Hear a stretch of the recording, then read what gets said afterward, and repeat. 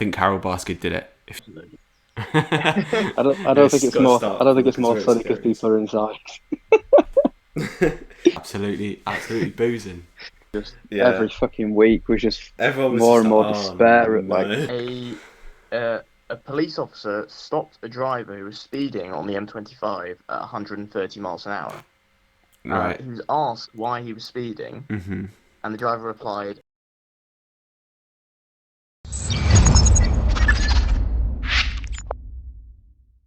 Hello, welcome.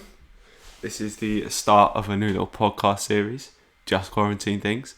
We've got a few people with us today. We've got Callum, welcome. hello. Very excited. Very excited. And Mr. Elliot. How are you doing now? Pleasure to be here. Hello, I'm very well, thank you. Good stuff. So how are both you boys doing in this unprecedented time, as it were?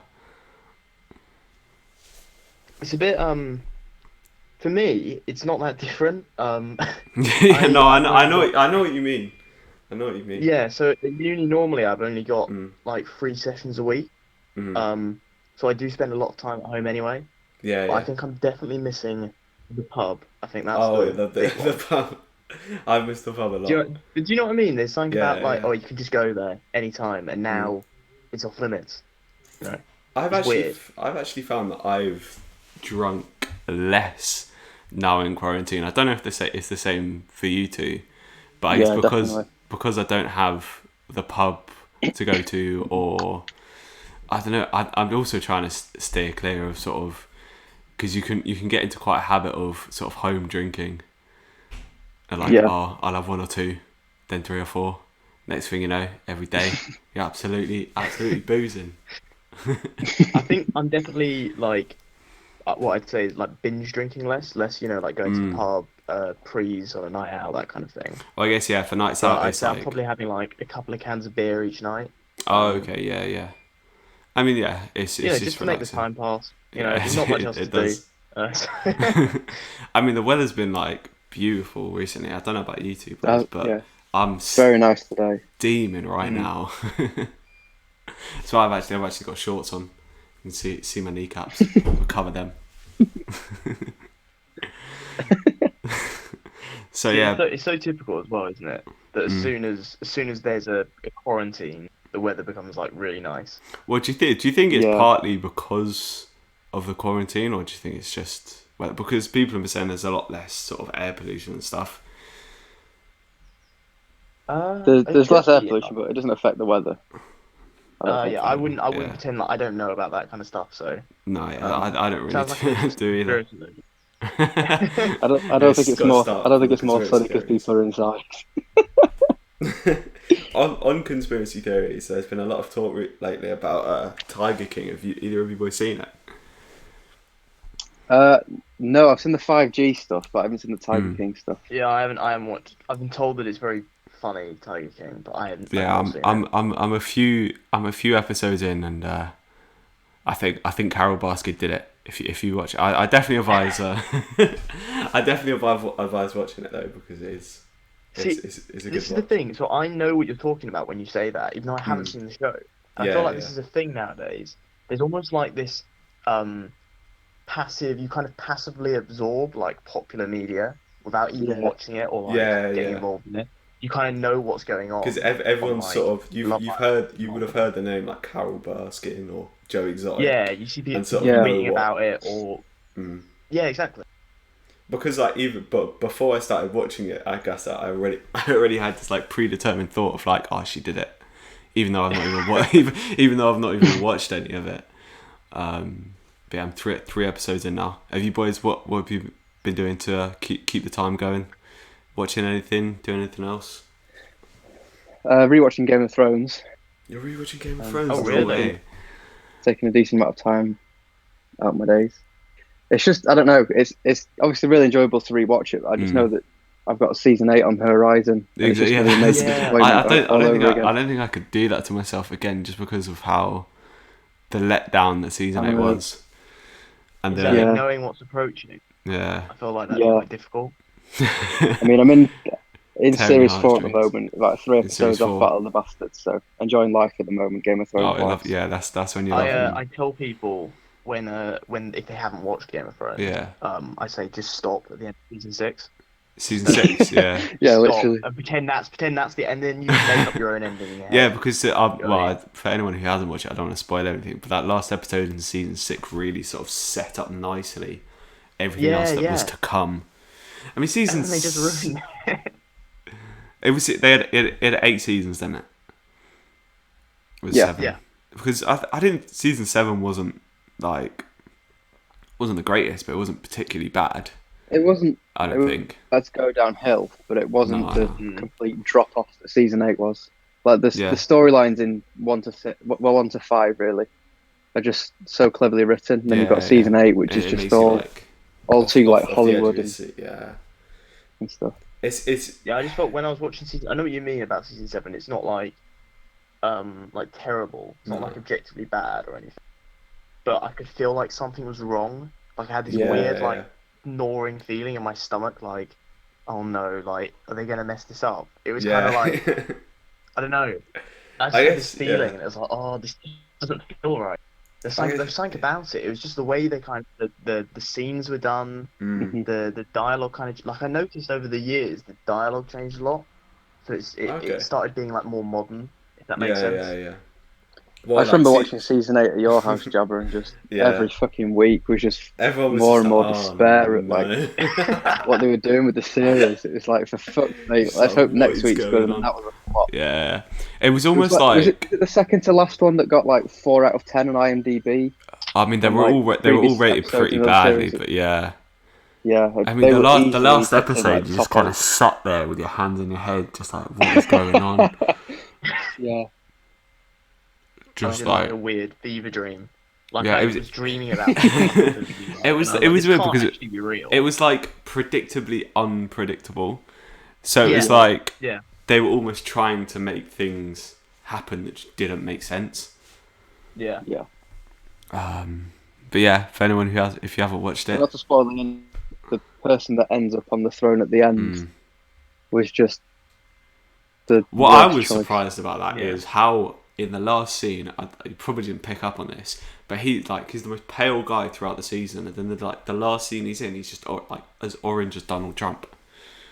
It was just something I picked up, and I was just like, why is he now so orange?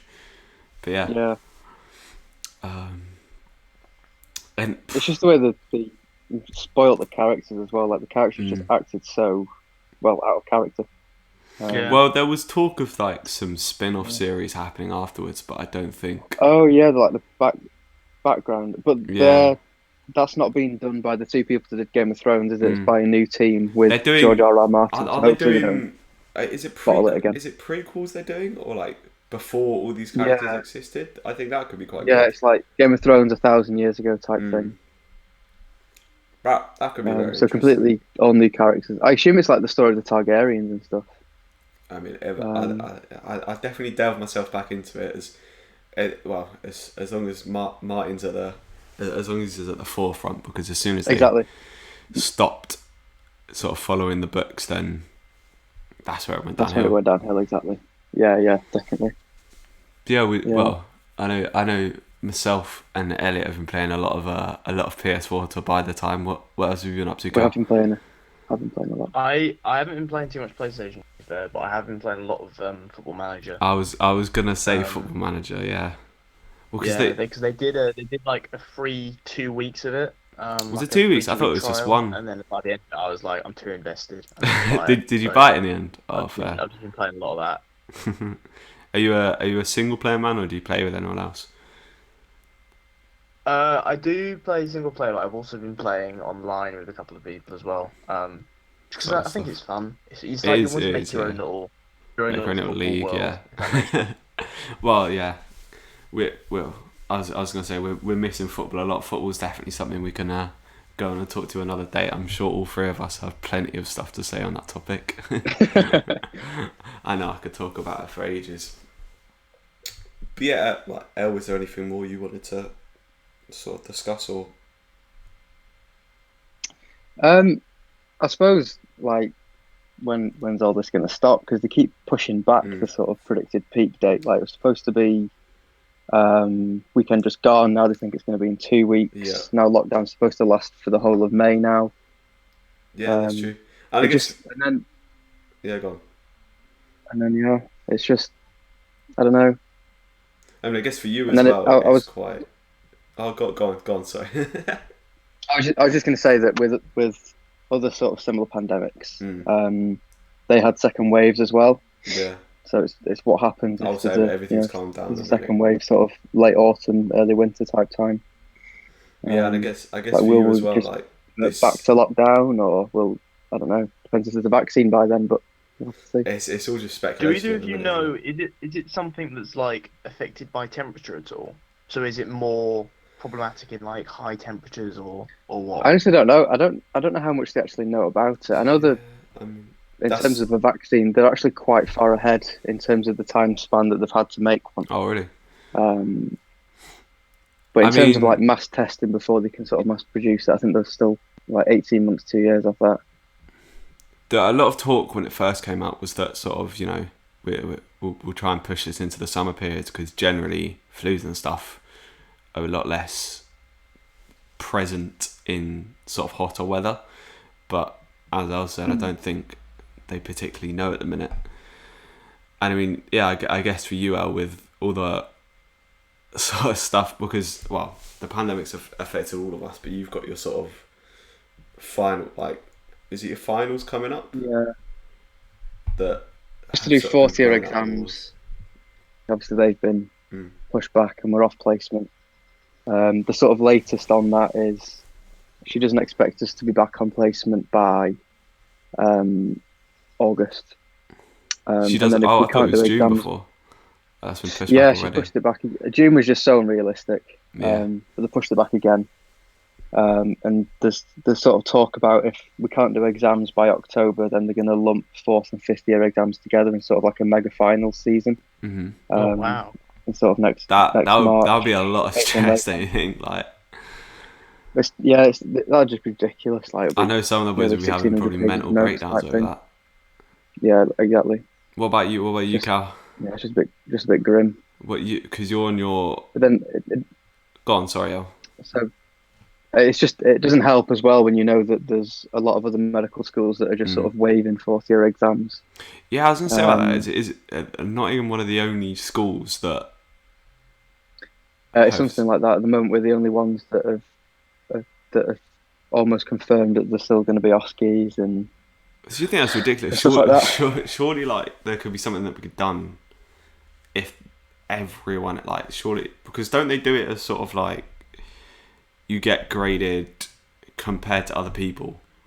So what? Yeah, so they sort of use your fourth year exams to rank you compared to the other years, and then that's how they decide sort of where you end up for sort of your first year as a doctor. So you have to sort of preference your locations. So like places like London, South East, Bristol are sort of the most popular places. So the top ranked people. If they've preferenced those places, we'll get those places first. So surely, if all the other years in your year aren't then sitting the exams, there's no comparison. Well, the dean was saying yesterday that they're gonna scrap the sort of decile system, like the ranking system is going to be changed because everyone's sort of doing different things. Yeah. So you're not going to even. Well, we don't know yet. I don't know. I mean, if some years are just being given passes, then they can't really rank us. Yeah. So it's that's all up in the air as well at the moment. So it's sort of a just watch and wait kind of scenario. That's interesting. For us, they're doing our ones online. So you still got to sit. I'm not really sure about like. Hey. So you still have to like sit them. Is that what you're saying? Yeah. Oh. But our exams are open book anyway. But I do think online is a bit risky because people could literally just take the exam like next to each other or like text their mates during the exam. Yeah, that's true. There's no like restrictions. Yeah, exactly. It does feel to me a bit. Obviously, I know that there's not much they can really do. Yeah, because it's a very kind of difficult situation. But at the same time, I do think it kind of almost helps people who would be willing to cheat. Yeah, if that makes sense. Well, have you guys heard about all the stuff with GCSEs and A levels? They're just sort of vaguely. Is it literally just predicted grades? I know for GCSE it is. Yeah, it's sort of based off mocks, coursework, past sort of in-class exams. Because I guess with that, it's like I feel like it helps people who are at the top of the spectrum and sort of at the bottom end of the spectrum, if you know what I mean. So like everyone who is sort of previously performing well will have good predicted grades and they'll be fine. Yeah. People who maybe wouldn't have done so well, who maybe get predicted like say a C but actually would have got like an E, they'll be fine from it. Yeah. But then it's people who are like maybe predicted a B but then could have gone and got like A's or so on and so on, who I guess are the ones who will suffer. But I'm pretty sure they do have the option if they're not happy with their grades. I was going to say that. Yeah, there's something about them having an option to do an exam if they're not happy with their predicted grade. But I don't know whether that means they have to redo the year or whether there's some sort of online exam that they can take. Yeah. I don't really know. For GCSEs, I don't think... Because really for GCSEs, it matters if you want to go to like Oxford, Cambridge. If you've got a school like we went to, Cal, who's got like a limitation on getting into A level, and that's really you need like an A in a certain subject to be able to do another subject. But then sort of AS and A2 levels are the ones where like they really matter. Exactly. And for A2 it's like a weird one because then surely everyone who got offered a place, if their predicted grades they get given them, then surely all the places, because universities rely on people not getting in, I'm pretty sure. Yeah. So that means they'll have to like... Yeah, well, I do wonder how that'll work if unis will just have to take more people.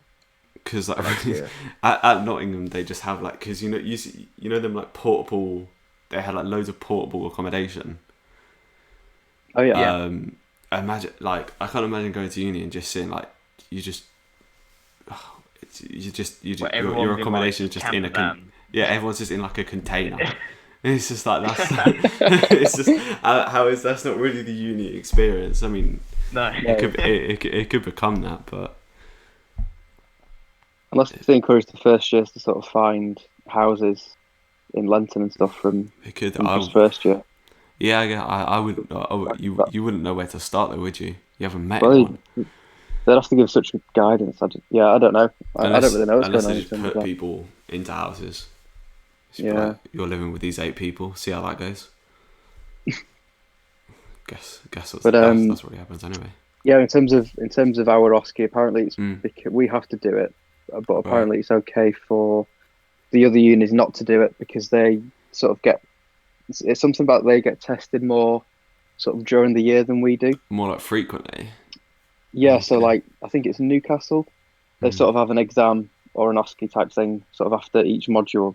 Right. Whereas Nottingham's is sort of everything at the end of the year. So I think they've got a bit more leeway in terms of sort of what they can do. But I don't really... I'm not going to lie, I don't really understand it sounds like they just really want you to sit it. Well, that's the impression I've got from talking to you anyway. Yeah. From what I've heard from them, it seems that as far as sort of they're concerned, we do need to sit these. Yeah. To sort of... Well, it's like a requirement get the sort of like competence stuff. Yeah. Okay. But I mean, I don't know. Maybe it's all still very unknown what's going to happen. Yeah. On that we've... But either way, that I'd rather, exams weren't 3-4 weeks away like they would be normally. It's been quite nice to have a bit of a chill, to be fair. So yeah, I've seen a lot. Another thing that's been passed at everyone's time is the virtual pub quiz. Have you guys taken part in it? Oh yeah. Taken part in any of those yet? There's a peep show one in a few days that I might do. There's a peep show one. I'll do the Premier League one again on Sunday. I think that was good fun last Sunday. Did you do that one on Sunday, Cal? It's just on their YouTube channel. They just did a half. No, I didn't. Jared did it with a couple of his mates, and he was telling me about it. Yeah. It did sound quite fun. Spot the ball and guess the player and all that kind of stuff. Yeah. I'm all. Those guess the players were quite hard, like Tom Cleverley and Jermaine Defoe popping up. Yeah, I was actually quite surprised with how well we did on that one, because it is very sort of like knowing that a player went from like Bournemouth to Burnley to Southampton throughout their career. Yeah. I think it was Manchester City to Liverpool. That was James Muller in a nutshell. Yeah. Yeah. You just forget where players have been, don't you? Yeah, exactly. So my family and I are doing a pub quiz tomorrow night, and me and Mum and Dad have got the topic. We have to write 10 questions on art and literature, and we haven't started yet. So, I mean, lots from Shakespeare in there. Either of you have some expertise on art and literature? It is hard writing questions. Like it is, because you have to make it so that it's actually doable. Do you know what I mean? You can't just look up like a really niche fact. But you don't want it to be just something that everyone knows. So it's like quite a balanced strike. I mean, what do you guys think about the multiple choice question? Do you think that that's a more or less kind of fair pub quiz question? I think you should start like just say the answer one. Yeah. I feel like it's good if you have a mixture, like if you have different rounds. Like say multiple choice round and then just a straight answer round. I think that works, yeah. I suppose if you do multiple choice, you can make the questions a bit harder as well. Yeah, and also where there are questions where it's like, so for example, the other day I was doing one and it was how long is the River Nile? Okay. And it wasn't a multiple choice, it was just how long. Right. So it's very like, you have to get. Did they not do like closest to or?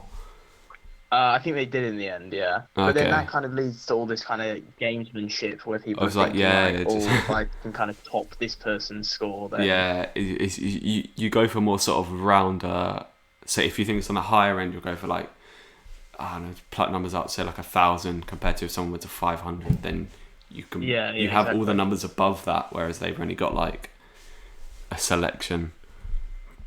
Exactly. But now with multiple choice, I think because we've got 10 questions, so you could do like 3 questions multiple choice, the rest of them like just plain answer. I guess the classic ones that we're thinking of is like name the 8 Harry Potter books. That is a question that sort of always comes up. Yeah. You could ask like how many Shakespeare plays involve Henry? I cannot tell you. I can't tell you. I just know there's a couple of them. Oh, okay. Shakespeare's a good one to get in there. Maybe.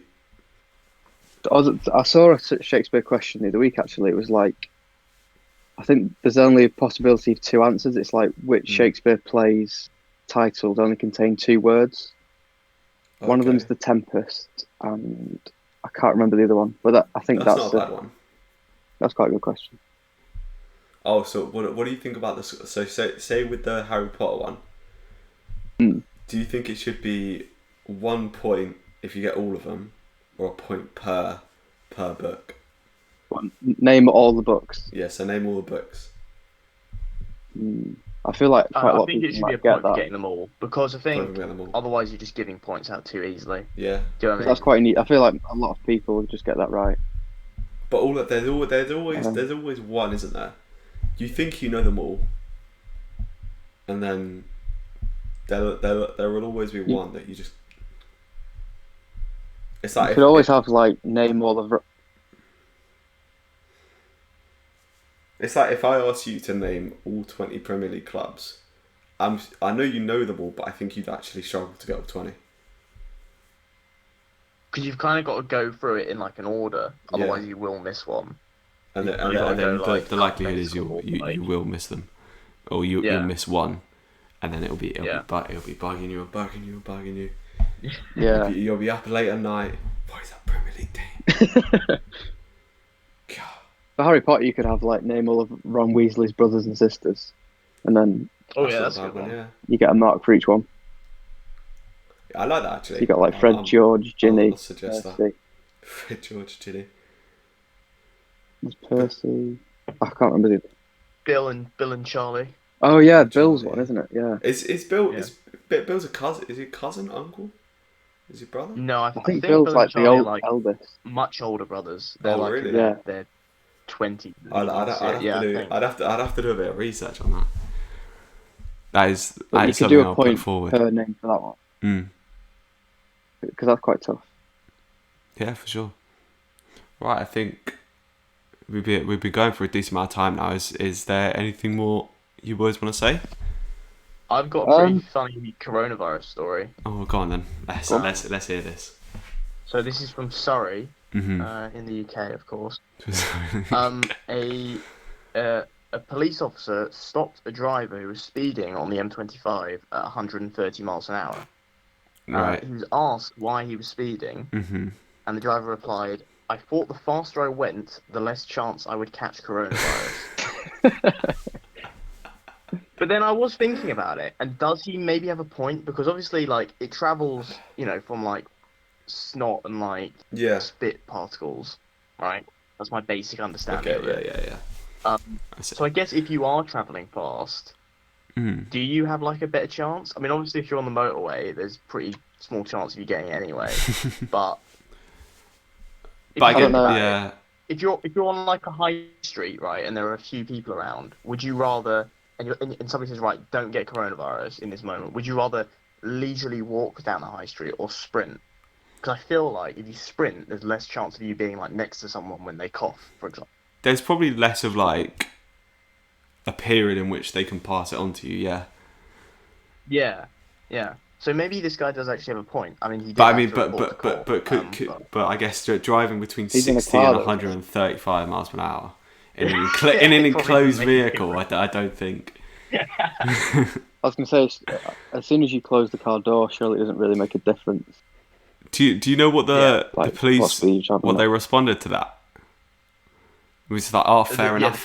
You're doing great work on your way. It doesn't say he had to go to court. That's what it says.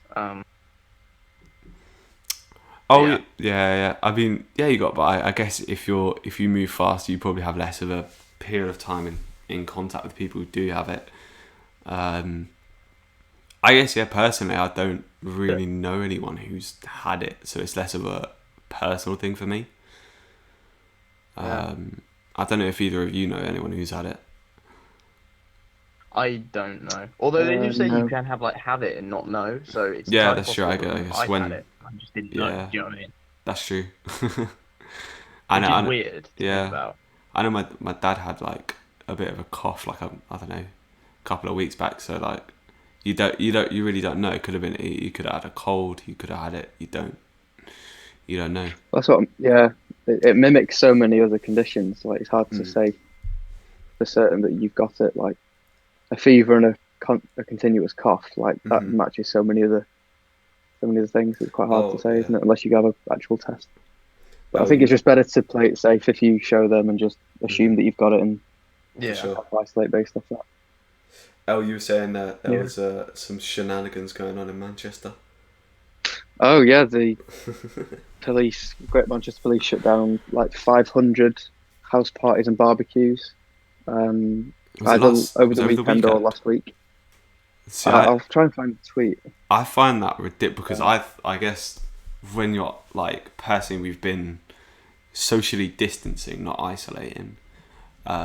You kind of just assume that everyone else is doing the same. Yeah. Because I guess you're in your own little bubble, so you don't really see outside of it. But then to hear that like all these people are like in like massive groups and stuff is a bit like. Yeah. So Greater Manchester Police received over 1,000 reports of COVID-19 breaches during 1 week of lockdown. There were 494 house parties, 166 street parties. 122 122 social gatherings, 173 outdoor park gatherings, and 112 incidents of antisocial behaviour or public disorder. That's mad. To be fair, like round... It's frustrating because it's like everyone else is putting an effort in. Yeah. And, like, fighters. and then you just got a few. It kind of goes back to the exam thing. That was the online exam thing I was talking about. It rewards people who are kind of willing to break the rules because they're just like, well, I'll still have fun. Yeah, I'm still gonna have a house party. Yeah. Do you know what I mean? Mm. But then, I guess like considering all like things that have happened in the past, all we have to do is sit at home and do nothing.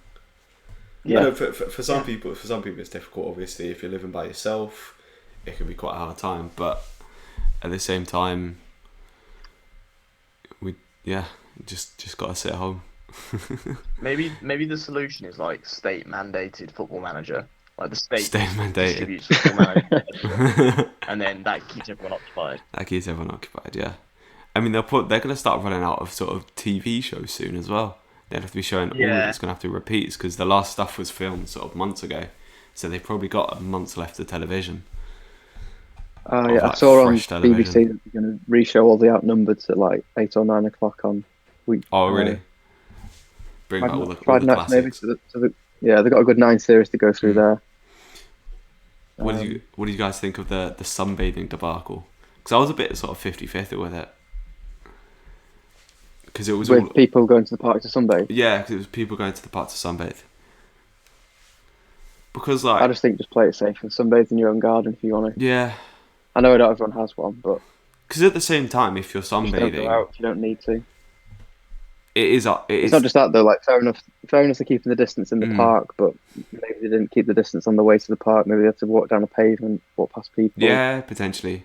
I think if you're by yourself in a park sunbathing, it's up to other people to keep their distance. But then if they're encouraging people to do exercise, aren't they, and go outside? Oh yeah, I think there is a difference between like exercising and sunbathing. I don't know if sunbathing is really necessary kind of thing to do. Because I guess with sunbathing you get into like a grey area of like, if that's allowed, well, why can't I have a barbecue? Yeah, exactly. Sort of thing. I think the government's been quite clear on exercise only. Everything else, no. Yeah, get you one walk a day. Just... It's fair in the park down the does it? Very nice. It's a beautiful day. I've got the blinds closed, but it's a wonderful day. Oh yeah, boys. it's for lighting purposes. Yeah, it's my little cave. John's gonna emerge from quarantine with fucking rickets. I'll do a video and a little setup tour. You see, you've got the leaning tower of my monitor. What That's so funny. Just my monitor stacked on top of books and books. You've got a poker set in there.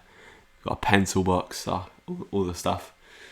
And then but yeah, boys, it's been a wonderful chat. If you anything more to say? Brilliant. Not really. Just look forward to the next one. Yeah. Thanks for having me. Anything more, Cal? Thanks for having me as well. No, anytime. If you know, well, obviously you guys welcome back anytime. If you know anyone else who would like to participate, let me know. And it's been good fun, and we'll see you all next time. See you in a bit. Cheerio. Cheerio.